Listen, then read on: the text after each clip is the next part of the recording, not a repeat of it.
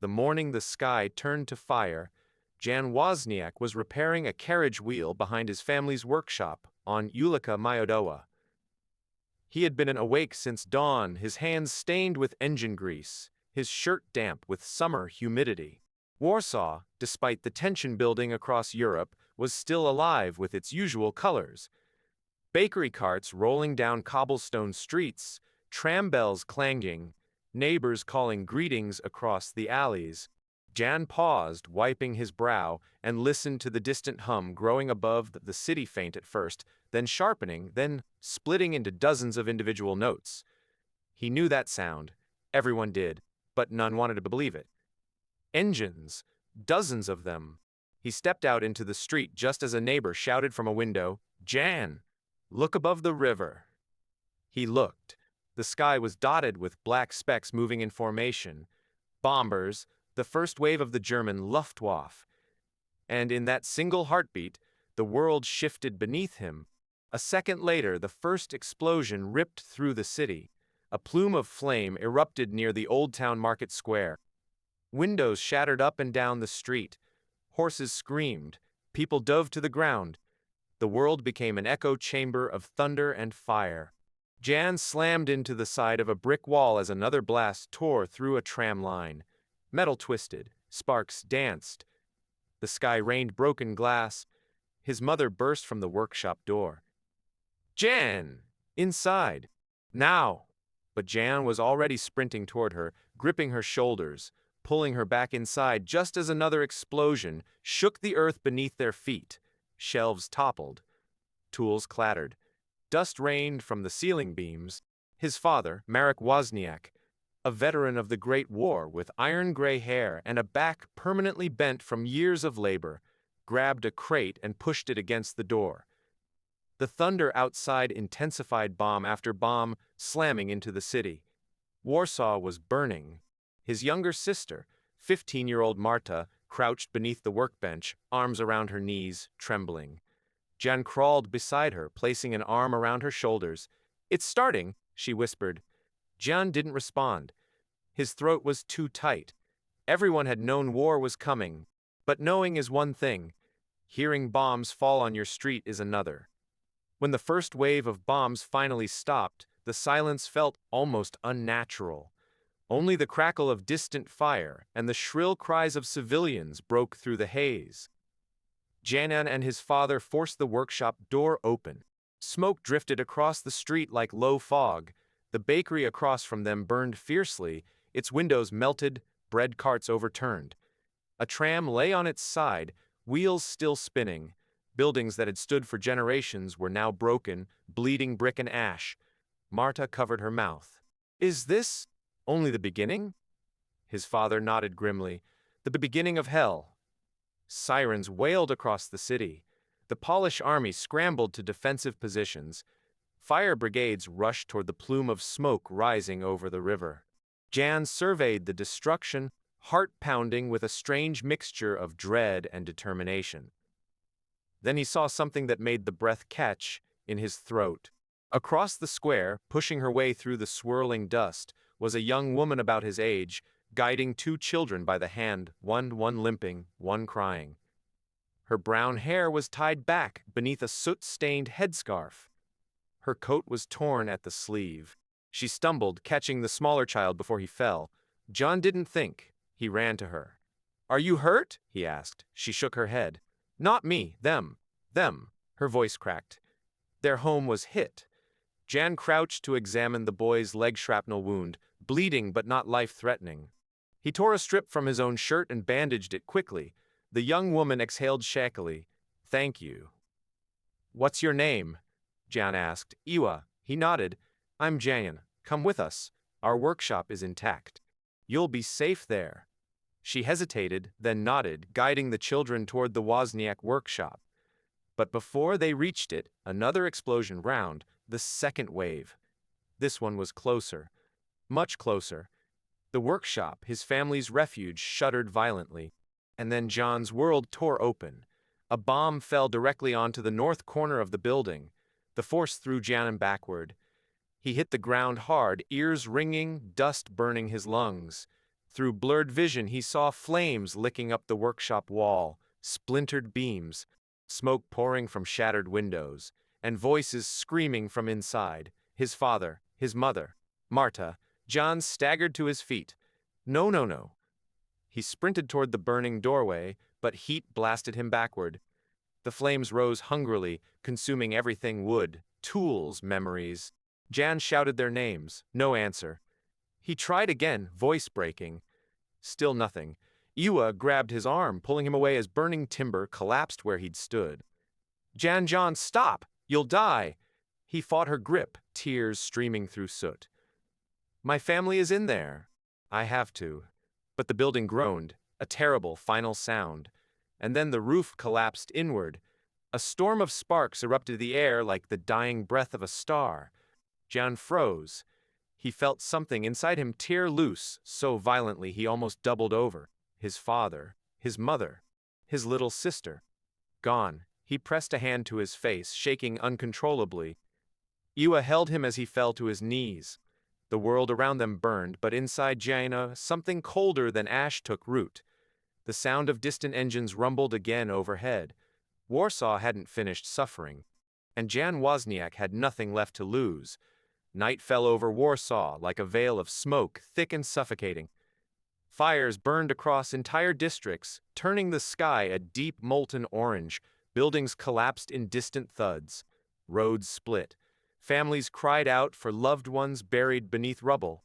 The city, proud, historic, full of culture and life, had been transformed into a battlefield within hours.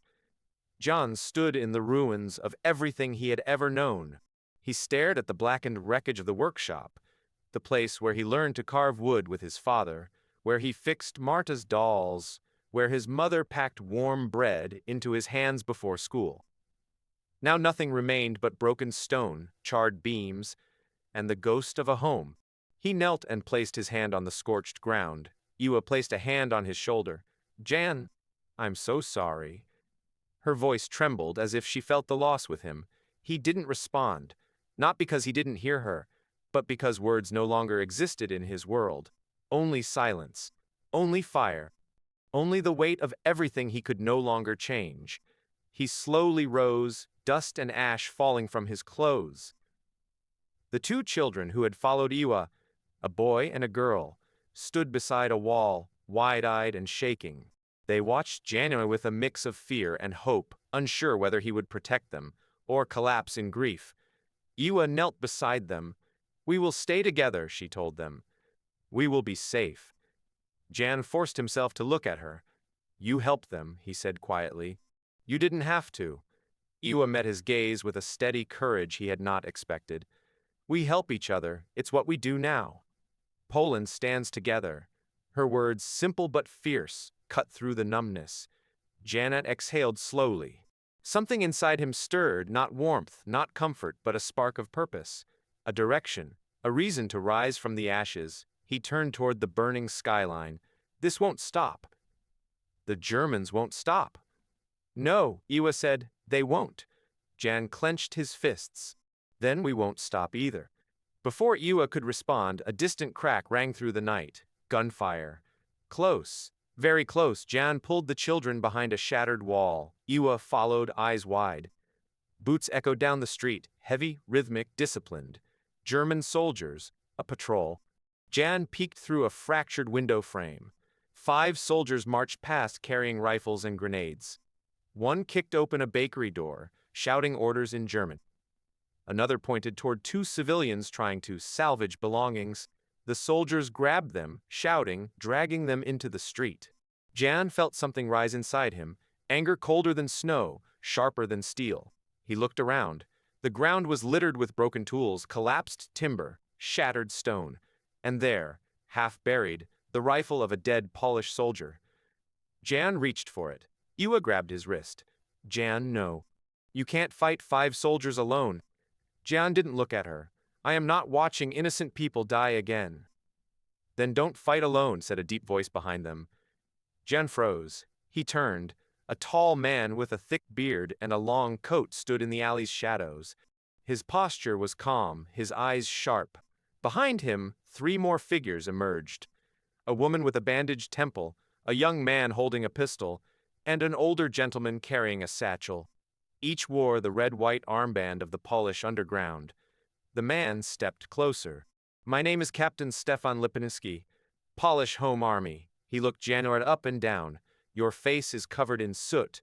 Your clothes burned. Your heart broken. I know that loss." He nodded toward the Germans. "I also know this. Grief can drown you, or forge you." Jan stared back, breath shaking. I don't know what I am now." Stefan placed a hand on his shoulder. "Then let us show you." He pointed to the Germans holding the two civilians. "We are going to save them." Jan swallowed. "You don't know me." "We don't need to," Stefan replied. "A man who's lost everything becomes one of two things, a ghost or a fighter." He handed January a small revolver. Jan stared at it, cold, heavy, real. A weapon, a choice, a path. He closed his fingers around it. "I'll fight." Stefan nodded once. "Then follow my lead." The resistance fighters moved swiftly, taking cover behind burned-out carts and collapsed storefronts. Stefan signaled with 2 fingers. The woman with the bandaged temple, Zofia, took position behind a pillar. The younger man, Marek, crouched near a broken fountain. The older satchel carrier, Piotr, readied a homemade explosive. John felt his pulse thundering. Ewa moved beside him. "Stay low. Listen, don't hesitate. You're coming with us?" John asked. "I'm part of the Home Army," she said calmly. "I have been since last winter." Jan looked at her with new eyes. Before he could speak, Stefan raised his hand. 3 seconds of silence. Then, now, Zofia fired the first shot. The bullet struck the German sergeant in the throat. He collapsed instantly. Marek fired next, hitting the soldier, dragging the civilians. Chaos erupted. 2 Germans dove behind rubble, shouting commands. One sprayed bullets wildly across the street. Piotr hurled his explosive, a small homemade charge, and it detonated against a tram wheel, sending metal shards spinning. Jan ducked as debris flew over him. "Take the one on the right," Stefan yelled. Jan leaned out, aimed, exhaled, and fired. The bullet struck the German's shoulder. The soldier spun, dropped his rifle, and fell into the snow. Jan froze. He had fired a gun. Shot a man. His stomach churned, but Stefan's voice snapped him back. "Good shot!" Again. The final German tried to flee down the street. Zofia dropped him with a clean shot to the back. Silence returned. Smoke curled upward from burning buildings. The 2 rescued civilians sobbed, thanking the fighters. Jan stood there shaking, not from fear, but from realization. He had stepped into a new world. Stefan approached him. "You fought well." "I don't feel well." "That means you're still human," Stefan said. "Monsters feel nothing." Jan looked at dead soldiers, then at Ewa. "What now?" Stefan smiled grimly. "Now, you join us. You fight with us. Warsaw will not survive without men like you." Jan looked once more at the ruins of his home. He nodded. "I'll fight." Ewa placed a hand on his arm. "You won't fight alone." And just like that, in the middle of a burning street on the first day of the invasion, the seeds of a new resistance were planted. Jan Wozniak, orphan, mechanic, survivor, began the journey that would one day make him one of the most important fighters in the Warsaw Underground. But war had only begun, and far darker days were coming. The days that followed were a blur of smoke, gunfire, and the steady crumble of a city under siege. Warsaw fought back with everything it had: rifles older than the men carrying them, Molotov cocktails mixed in basements, barricades built from overturned trams and broken bricks. But Jana quickly learned a painful truth. Courage did not stop bombs, hope did not stop tanks, and the world was not coming to save them. Yet somehow, in the ashes of a dying city, the resistance grew stronger. Stefan led January, Ewa, Zofia, Marek, and Piotr deeper into the collapsed heart of Warsaw's old town. They moved quickly, avoiding patrols, stepping over rubble that still smoldered from recent airstrikes. Twice they ducked into alleyways as German motorbikes roared past. Once they froze completely as a Stuka dive bomber screeched overhead, dropping its deadly load onto a nearby courthouse. When they finally reached the hidden resistance safe house, a warehouse disguised as a storage facility. John's exhaustion nearly overwhelmed him. Inside, lanterns flickered. Crates filled with weapons lined the walls. Maps lay spread across tables. Men and women of all ages worked silently, cleaning rifles, bandaging wounds, boiling water, writing codes. It was a community built on desperation and bravery. John felt strangely at home. Stefan led him to a table covered in radio parts. "You have the hands of a mechanic," he said. "Can you fix these?" Jan nodded. His father had taught him how to repair engines, clocks, telephones, anything with gears or wires. This equipment, damaged radios, cracked receivers, frayed wires, felt familiar. "Safe. I can," Jan said. "Good," Stefan replied. "Our communication lines with other cells are failing. If Warsaw is going to fight, we need these radios alive." Iwa joined him at the table, rolling up her sleeves. "I'll help." Jan looked up. "You know radios too?" She smiled faintly. "I know survival. Everything else comes from necessity." Together they worked silently for hours, soldering wires, tuning frequencies, repairing broken knobs. Zofia brought food, boiled potatoes, stale bread, thin soup. Jan barely tasted it. By evening, he had restored 2 radios. Stefan clapped him on the back. "You're a gift to us, Jan Wozniak." Jan looked down at his hands and murmured, "I wish I had been a gift to my family." For the first time, Stefan's voice softened. "If they could see you now, they would be proud. You didn't choose this war, but you chose to stand." Jan swallowed hard and nodded. That night, Gianna slept on a cot near the back of the warehouse. Iwa slept on the cot beside him, exhausted but alert, clutching a small pocket knife even in sleep. Outside, distant explosions echoed through the city. Jan closed his eyes. But sleep did not bring peace. He saw the workshop burning. He heard Marta's voice calling. He saw the roof collapsing. He reached for them, but they were smoke. He woke with a gasp. Iwa stirred. "Another dream?" Jan nodded. "They keep dying over and over." Iwa sat up. "Then let's make their deaths mean something." Jan turned toward her. "What do you mean?" She held his gaze with fierce intensity. "If you survive this war, your family survives through you. If you fight, their deaths weren't meaningless. But if you give up..." She didn't finish the sentence. She didn't need to. Jan breathed deeply. "I won't give up." Iwa nodded. By morning, Jana had joined a mission. Stefan gathered the team around a crate of weapons. "The Germans have seized the Poniatowski Bridge," he said.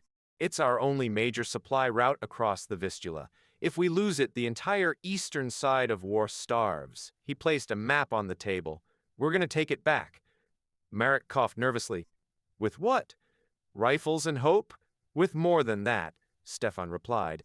He revealed something wrapped in canvas. A bomb. Pyotr grinned. "Ah, this is my specialty," Stefan explained. "We sabotage the enemy equipment on the bridge, disable their trucks, and retreat before reinforcements arrive. The Home Army will handle the full assault after our opening strike."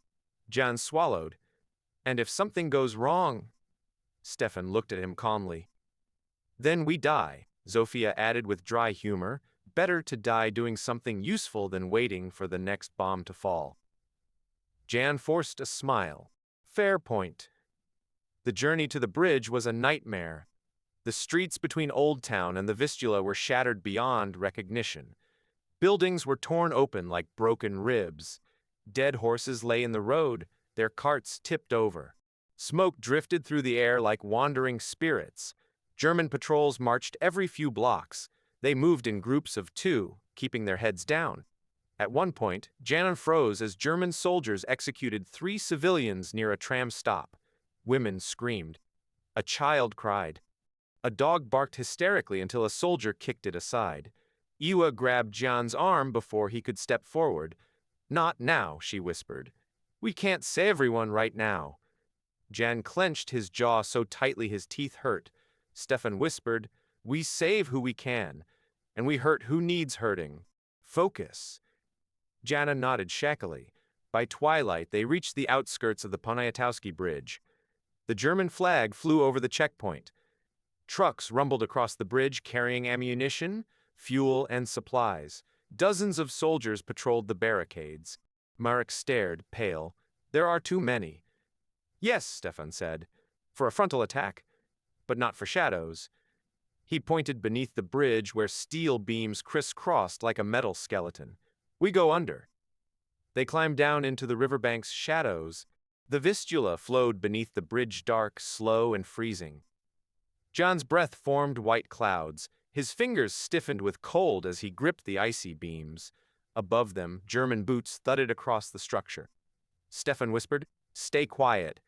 If one soldier hears us." He didn't finish. They crawled along the beams suspended above the river. The wind howled. Steel groaned. Twice Zofia slipped, and Jana caught her wrist, pulling her back. She nodded in thanks. Piotr reached the support column first. He placed the explosive carefully, securing wires with trembling fingers. Jan watched, heart pounding. One wrong move and the entire underside would explode, sending them into the freezing river. Finally, Piotr whispered, "It's done." Stefan signaled to retreat, but just as they began crawling back, a beam above them clanged. A German soldier. He peered down. His eyes widened. "Alarm, sabotage." Zoya fired instantly. The soldier fell, screaming, into the river. But his shout had been enough. Thundered above them. Shouts echoed. Lights swept the underside of the bridge. Stefan hissed, "Move! Now!" They crawled desperately as bullets punched through the metal, showering sparks. A siren blared. More soldiers rushed to the edge. Jan grabbed Iwa's hand as she lost her footing. He pulled her close, shielding her from falling debris. Shots struck inches from his head. Stefan yelled, "Piotr! Detonate!" Piotr held the trigger. "But we're still." "Detonate!" Piotr closed his eyes. Pressed. The explosion ripped through the steel with the roar of a dying giant. Fire tore across the underside of the bridge. Metal twisted. A German truck flipped, crashing violently. The blast threw January and Iwa hard against a beam. Smoke swallowed everything. When January opened his eyes, the bridge above was in chaos. German soldiers shouted. Vehicles burned. Stefan hauled January to his feet. "We move!" They scrambled down the riverbank as bullets whistled overhead. Jan looked back once. The explosion had destroyed key supports. The bridge sagged dangerously. Supply trucks were burning. The Germans were scrambling in confusion. Their first major sabotage mission. Successful. As they disappeared into the ruins of Warsaw, Stefan finally spoke, "This war is far from over. And what we did today, the Germans will answer for it." He turned to Jana. "Are you ready for what comes next?" Jana nodded. He was no longer the man watching his world burn. He was becoming the man who would set fire back. The night swallowed them as they retreated from the burning bridge, the explosion still echoing in their bones. Smoke curled upward like black serpents rising into the moonlight. The city trembled beneath their feet. Every alley felt alive with danger. Every breath tasted like ash. Jan limped slightly, his ribs bruised from the blast, but he didn't slow down. Neither did Iwa, though blood seeped through the sleeve of her coat. Zofia moved with a grim determination despite her grazed leg, and Marek trembled but stayed close behind, clutching his pistol like a lifeline. Stefan led them through the labyrinth of broken streets. He didn't speak, he didn't need to. His presence alone was enough to anchor them through the chaos. Finally, they reached a hidden courtyard behind a shattered tenement. Only then did Stefan allow them to stop. Zofia collapsed onto the cold cobblestone, wincing. That was too close. Iwa sat beside her, breathing hard. But it worked. The Germans won't move supplies across that bridge for days. Marek laughed nervously, the sound half mad. Days? Maybe weeks. Did you see that truck fly? Jan wiped soot from his face. We could have died. Stefan looked at him sharply. Listen to me. Jan met his eyes. Stefan continued, every mission will be like this. Every victory will come with risk. But tonight you helped slow the enemy. You saved lives. Jan glanced at Iwa. She nodded, her gaze fierce and steady. He let out a slow breath. Then tell me what comes next. Stefan didn't hesitate. Next, we fight harder. The reckoning by dawn, Warsaw roared with fury. German command was outraged. The crippled bridge had cut off a vital artery to the eastern front. Trucks jammed the roads. Officers screamed at soldiers. Patrols doubled. Checkpoints multiplied. Posters appeared nailed to walls. Saboteurs will be executed. Help them and you die. Jan stared at one of the posters. Iwa murmured, "They're afraid. That means we're doing something right." But Jano noticed something else. A line of civilians stood nearby, silent, pale-faced, reading the poster with horror. A mother tightened her grip on her child's hand. An old man trembled. Fear was spreading. Stefan approached Jan. "This is why our mission grows more dangerous. The Germans feel humiliated. They will strike back viciously." Jan clenched his jaw. "So what do? We make them more afraid than the people are." The hunt begins. The next 2 days were chaos. German patrols raided neighborhoods. Soldiers interrogated civilians. Buildings suspected of harboring resistance fighters were stormed. People were dragged from their homes. Streets filled with shouts, gunfire, and the crack of boots against doors. Jan, Iwa, Zofia, Marek, and Piotr stayed hidden in constant motion, changing safe houses, meeting with other Home Army leaders, memorizing new routes in the shattered streets. 3 times they barely avoided capture. Once, January ducked into an abandoned cellar just seconds before a patrol marched past. Dust rained from the ceiling as boots thundered overhead. Jan whispered, "They know someone did it, but not who." Iwa touched his arm gently. "Then we stay shadows." A new mission. Deadly and unavoidable. On the 3rd night after the sabotage, Stefan gathered the team in a candlelit basement beneath a ruined bakery. He placed a marked map on the table. "The Germans are preparing something. We don't know what, but something big." Zofia leaned forward. "Retaliation? They're bringing in reinforcements and not regular infantry. These are SS units. This means executions, house clearances, mass arrests." The air went cold. Piotr whispered, "Monsters." Stefan nodded. "Yes, and unless we find out their plan, Warsaw will bleed." He pointed to a building on the map, an old tram depot now repurposed by German command. "Our intelligence suggests there is a meeting tomorrow night. High-ranking officers, finalizing a crackdown." Marek frowned. "You want us to infiltrate an SS meeting?" Stefan's expression didn't change. "No, I want January and Iwa to do it." Jan froze. "Us?" Stefan looked at him. "You both are new faces, unknown. That makes you less suspicious." Iwa exhaled, steadying herself. "What exactly do we need to do?" "Observe, listen, and escape alive." Zofia added, "No mistakes. If the SS catches you, there is no rescue." Jan felt his heart pound in his chest. The bridge had been dangerous, but this, entering a nest of wolves? He looked at Iwa. She nodded, eyes unwavering. "We'll go." Jan swallowed. "Then I will too." Stefan placed a hand on his shoulder. "Because what we learn tomorrow could determine how many Warsaw families survive this month." The disguised Stefan's plan was simple in concept, horrifying in execution. Jan would enter the depot dressed as a Polish laborer forced to repair tram engines. Iwa would pretend to be a cleaner assigned to sweep the back rooms. Both roles existed. Both were real. Neither allowed mistakes. They spent hours learning guard schedules, entry routes, German phrases, and signals. Zofia coached them. If a soldier stares too long, look down. If he shouts, nod and move. If he asks a question, answer simply. Germans expect fear, not confidence. Jan practiced repeating the same phrase in German. "Ich arbeite im Maschinenraum." I work in the engine room. Iwa practiced. "Ich reinige den Keller." A cellar. At last their disguises were ready. Dirty overalls for Jan, a worn apron and scarf for Iwa. Stefan tightened the straps on Jan's uniform. "Remember, your goal is not bravery, it is invisibility."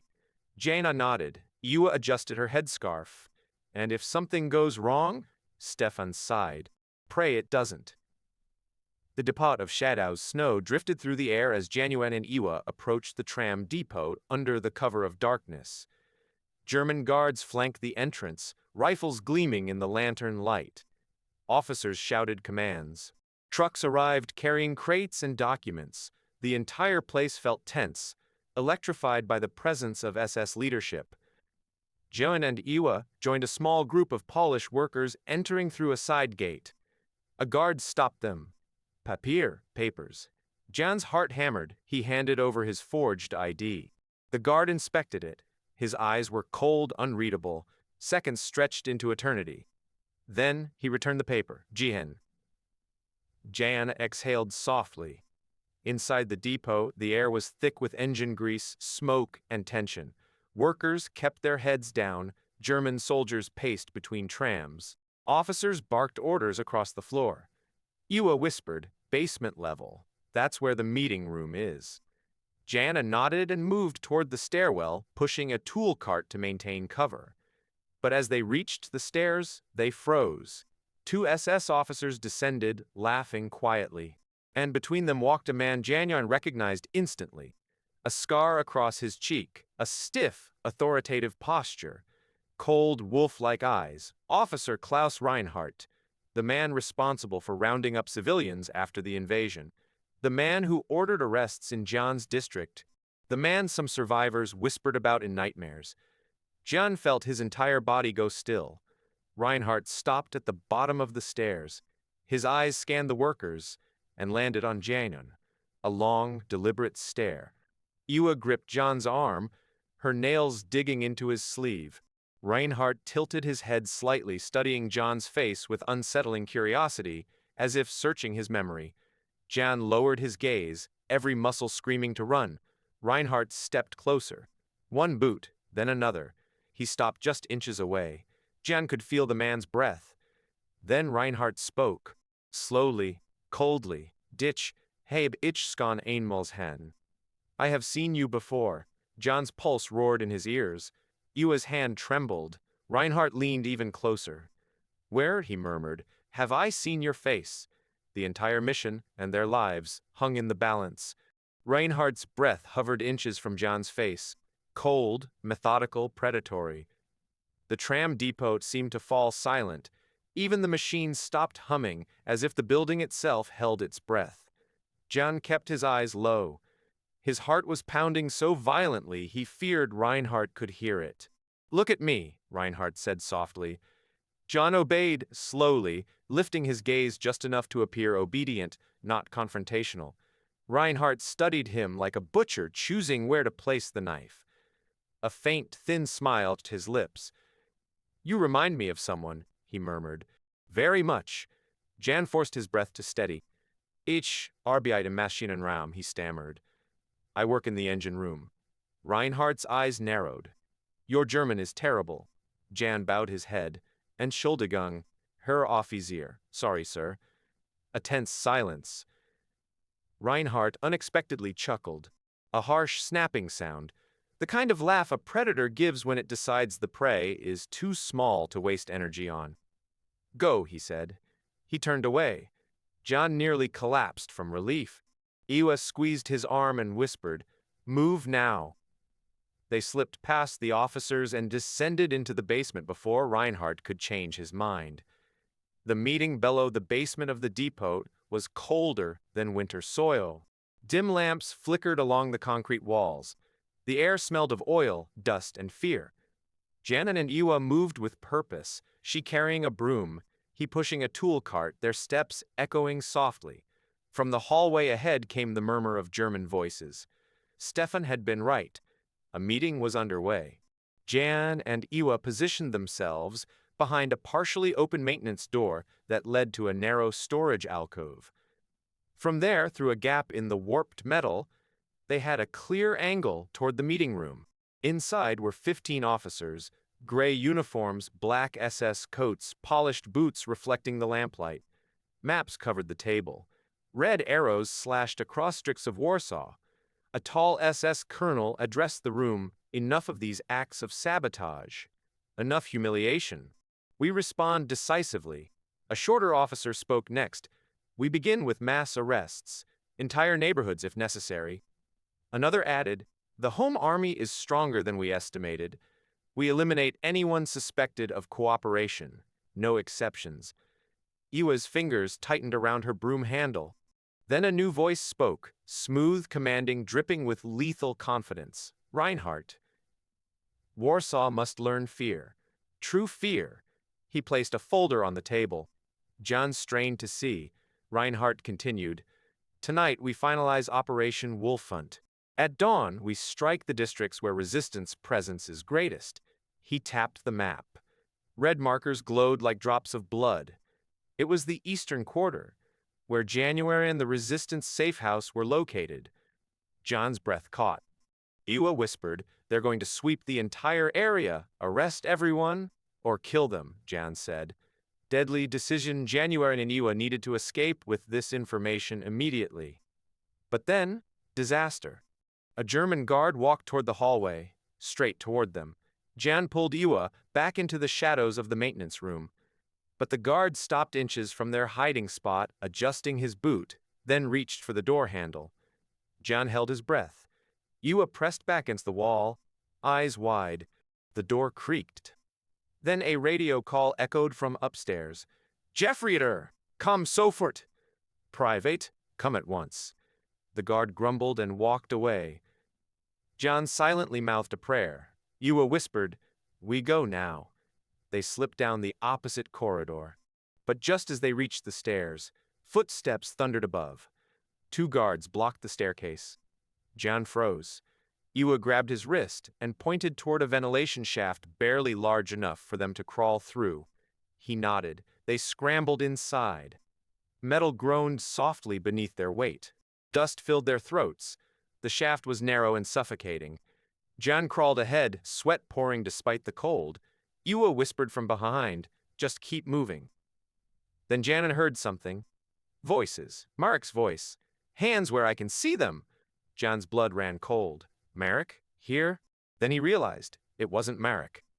It was a German soldier yelling in Polish, "Raise your hands, papers now!" Someone had been caught near the depot. Jan peered through a grate. His heart nearly stopped. A young man, wearing the same laborer disguise Jan wore, stood shaking with his hands raised. His forged papers trembled in his grip.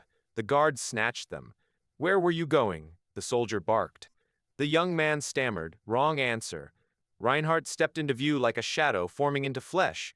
He took the papers, studied them, then looked at the trembling boy. "You're lying." One clean, almost casual shot. The boy dropped. Iwa slapped a hand over her mouth to stifle a cry. Jen clenched his jaw so hard it hurt. Reinhardt wiped his pistol on the dead worker's coat. "Find the others," he ordered. There were 2 more. Jan's blood turned to ice. They had been seen, not recognized, but enough to raise suspicion. Reinhardt was now hunting them. The crushing escape Jam and Iwa scrambled through the ventilation shaft as fast as they could, turning corners, dropping into crawl spaces, emerging into a tool closet. They slipped out onto the tram floor. Guards were everywhere now, inspecting workers, searching corners, shouting orders. A German shouted, "2 infiltrators! Detain everyone until cleared." Jan whispered urgently, head down. "Walk naturally." They joined a group of workers being marched out of the depot for inspection. Every step felt like walking through the jaws of a beast. Jan glanced at Iwa. She kept her eyes lowered, her posture submissive. The soldiers herded them toward a checkpoint table where Reinhardt himself stood questioning workers. John felt the world collapse in on him. They were going to stand face to face again. Reinhardt questioned the man ahead, then the next. Then he looked toward Jana. Their eyes met. Cold recognition flickered in Reinhardt's expression. He took a step forward. Another. "Do," he said softly. "You." Iwa's fingers brushed John's, a silent message. "Run. Fight. Do something. Anything." Reinhardt reached for John's arm, but an explosion erupted outside the depot. A deafening blast. Windows shattered. The ground trembled. Soldiers shouted. The workers panicked. Smoke rushed in from the open doors. Stefan's voice echoed in John's mind. "If something goes wrong, we create chaos." It was the home army. They had launched a diversion attack. Reinhardt turned sharply toward the blast. "Secure the perimeter. Close the gates." Jan grabbed Iwa's hand. Now! They sprinted into the smoke, weaving through workers and soldiers. A bullet tore past John's ear. Iwa ducked under a swinging rifle. Alarms blared. Reinhardt shouted behind them, "Stop them! Stop them!" They burst out into the freezing night and vanished to the ruins before the Germans could regroup. The message. They carry it hours later. Breathless and shaking, January and Iwa limped into the resistance safe house. Zofia ran to them. "Thank God, what happened?" Stefan stepped forward. "What did you see?" Jan swallowed hard. "They're coming for us," he said. "The entire eastern district, at dawn." "Mass arrests," Iwa added. "Executions, house sweeps." They called it Operation Wolfhunt. Stefan's jaw tightened. "So it begins," he whispered. John asked, "What do we do?" Stefan looked up slowly. "We evacuate. Everyone." Zofia gasped. "Hundreds of people, families, wounded, elderly, how?" Stefan answered. "We move through the sewers." Jan felt a chill deeper than any winter wind. The sewers of Warsaw were a labyrinth, dark, rotting, infested, filled with toxic fumes. But they were also the only path leading out of the targeted district without passing German checkpoints. Stefan placed a hand on Jan's shoulder. "You brought us the warning. Now we must act." Before Reinhardt finishes what he started, Jana nodded. Operation Wolfhunt was coming.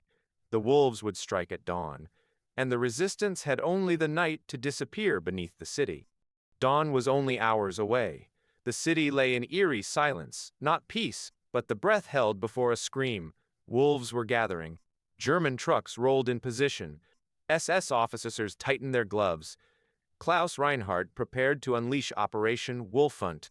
And beneath the dying streets of Warsaw, hundreds of civilians and resistance fighters descended into the underworld. The sewers. A city beneath a city. John held a lantern as he guided families into the round, brick-lined tunnel. The stench hit him immediately. Rot, mold, stagnant water. The air was thick, suffocating. Children cried quietly. Elderly men clung to sons and daughters. Every footstep splashed in dark water that reached their ankles. "Keep moving," Stefan ordered. "Stay together. No one walks alone." Iwa helped a mother carrying a newborn. Zofia supported an elderly woman. Marek carried crates of medicines back. John scanned the terrified faces behind him. This is madness," he whispered. "No," Stefan said softly beside him. "This is war." Above ground, the wolves began to hunt. At that very moment, Reinhardt strode through the frozen streets, boots echoing with absolute authority. He raised a megaphone. "Begin." The SS spread out like unleashed predators. Doors were kicked in. Families dragged onto the streets. Men lined against walls. Women screamed. Dogs barked. Gunshots cracked the morning silence. Reinhardt watched with cold satisfaction. "Find the resistance," he commanded. "Find the ones who fled the depot. No survivors." The flooded passage in the sewers. Pyotr raised his lantern toward the tunnel ahead. His face drained of color. The water, it's rising. Jan saw it too, a distant churning tide of wastewater rushing toward them. "A blockage must have broken," Iwa whispered. Stefan exhaled sharply. "We have seconds. Everyone move!" The group stumbled forward through the sludge. Parents lifted children onto their shoulders. Several slipped and fell, screaming. Jan grabbed one, a young boy, and hoisted him up. But the water kept rising, first to their shins, then their knees. Then a roar. The flood slammed into them. Jan was knocked off his feet. The lantern flew from his hand and shattered. Darkness swallowed them. He gasped as cold water surged into his mouth. People screamed. A woman was swept past him.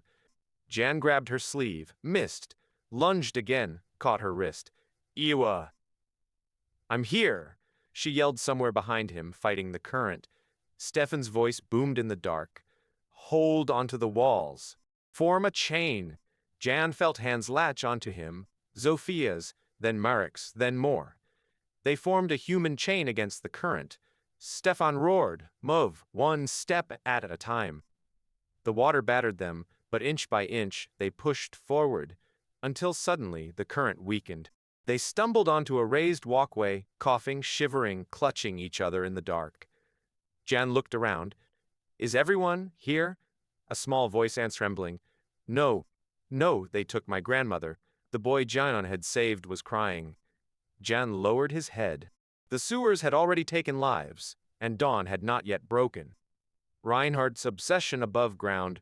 Reinhardt examined a piece of cloth caught on a fence near a sewer grate. Torn, but unmistakable.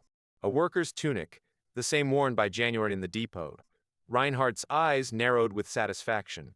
They went underground. A subordinate asked, "Shall we seal the entrances?" Reinhardt smiled thinly.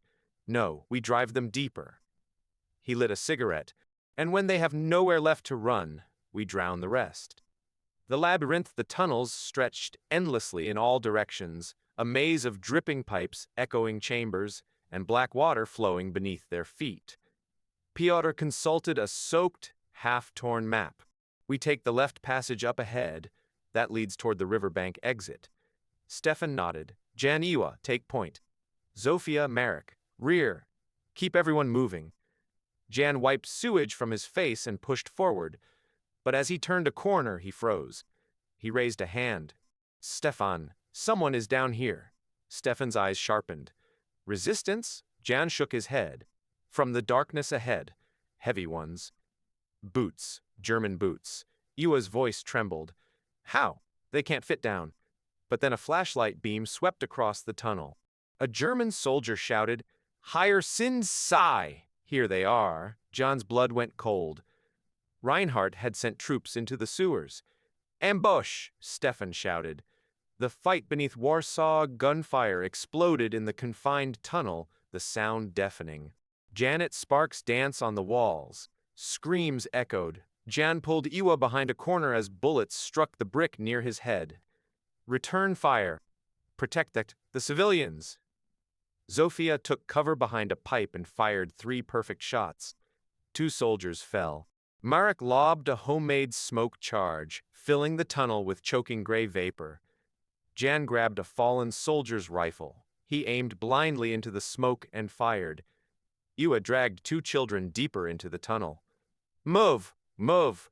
But the Germans kept advancing. Reinhardt's voice boomed from somewhere behind them. "Don't let them escape! Forward!" Jan felt a surge of pure hatred. This man had taken his family, destroyed his home, hunted them across the city, and now chased them into hell itself. Jan stepped from cover and fired. A German soldier collapsed. Another lunged forward. Jan slammed the rifle butt into his face. A third grabbed Jan's coat. Iwa stabbed him in the leg with her pocket knife. "Jan, behind you!" Jan spun just as a soldier raised a pistol. Jan rammed him into the wall, the gunshot firing into the ceiling. Then the tunnel roof cracked, crumbled, collapsed.